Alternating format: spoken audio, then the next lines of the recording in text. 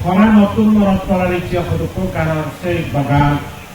ক্ষমার সমাধি ফুলে ফুলে পড়া সে বলে তুমি নেই তুমি রবে যৌবন জীবন কাল এই গানৰ নতুন ইচ্ছা মনত করেন গুরু তুই যিটো জেগে থাক তুই আমার মনত আগত সব জীবনাদর্শ যতদিন জীবন বাঁচি যায় ততদিন পর্যন্ত আমার মনত থেব গাতে থেব তুই নমর তুই আমায় দু আগত বাঁচি আগত তোর মরদেহ আমার সামনে উজ্জ্বল সমাবেশ করি আগত পুরী আগত আমি সদা হোক তুই তো সদা হয়ে মর তোর অভিব্যক্তি হল আর ভিক্ষু হল আর শিবনিক বাক্স যদি তুই ডুবিয়া হয় উত্তম করা খুব কি হয়ে পারে কাজেই মানুষ যা কিছু জীবনের মধ্যে যা কিছু অর্জন কর ব্যাখ্যানি এই পিতল সমাবেশ করে ফেলে তারপরে গই তুমি ইচ্ছে আমার সারি দিয়ে মই কমিটির হইও গায় তুমি বান্তারে আনো যারা আমার মানে পরবর্তী জেনারেশন আগন তারা থারে তার ছায়া তার ছবি দেব প্রত্যক্ষভাবে বেড়ে দেয় তারা একটা অভিজ্ঞতা ও তারা কমিটি মানে রাগিজন এই অশোক বাবু বুদ্ধ দত্ত খাদ্য কমিটির 15 জন সদস্য যারা মনে করার সংশ্লিষ্ট মানিকচুর আগন কর্মীবৃন্দর আগন এবং কোষাবাউন আগন যারা এখনই সঠিক পথত চলন সেই পৌনে এটা সদান রক্ষা বুঝন কারণ বুদ্ধ হত্যায় চিত্ত ঐক্য মঞ্চরে গড়ে তুলি পারে সঠিক পথত চিত্ত বহু দূর কানে যে পারে বিপদগামী চিত্ত শিবারে ধ্বংস করায় সেই আমার পৌনের মধ্যে আমার জীবনের পরিচালক এখন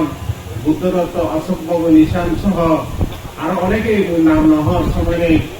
তারা চেতনা চিন্তা এই দিদি আগে হিরে গুরুর আদর্শ খানা ফেলে ফেলে মদগর আদায় করে রাখিও মইও তারা লগে হামগুড়া লই আজই মুই আরো আহ্বান জানেন পরবর্তী জেনারেশন যারা এখন তুমি আর আদর্শ গুরুবান্তের জীবন আদর্শ কোনদিন ভুলিল যাবাগৈ মাটিত আটা ফেলেও শত বাধা বিপত্তি এসব এই পৃথিবীর মধ্যে যতদিন আমার রক্ত খায় জীবন খায় ততদিন তার আদর্শ আমি তুলে রাখার চেষ্টা করিব গরিব দুঃখী অসহায় ছিন্নমূল মানুষজনের জীবন গড়ে তুলিতে নিজেরা আত্মনিয়োগ করিব এই সাজে ইচ্ছা এই যে গুরুবান্তে ফরায় শ্রদ্ধা জানিবাইতে যিদুক্ষ মানে ব্রহ্মার জীবন যিদুক্ষ ট্যাক্সি ব্রহ্মার জীবন যিদুক্ষ গাড়ির জীবন তারা মানে শ্রদ্ধা নিবেদন করিবে এই যে কান্না মানে চুড়ে একটা মাছি উড়ে যে করে সনাতন উজ্জ্বল ইয়ার আমাদের পরিবার নয় মন একটা একটা সহকারী করছে যে সে আনন্দ যে গান থাকে আনন্দ গান এবং চল শুনে যদি আমার সহকারী করছি আজকে গুরু তুই জীবন যেতে থাক চিন্তা নয় তোর জীবন আদর্শ আমি ফিরাইবার চেষ্টা করিব ওই ইয়ার পরীক্ষা ওই সব স্নেহ ছেড়ে দেই তোর সায়াত করে ছেড়ে দেই ওই বাবা ঘরে খালি রাজ্য অপের উপরে চলতে রাজ্য সর্বরা সত্যতা দুর্য প্রতিষ্ঠা করে রাজ্য বর্তমানে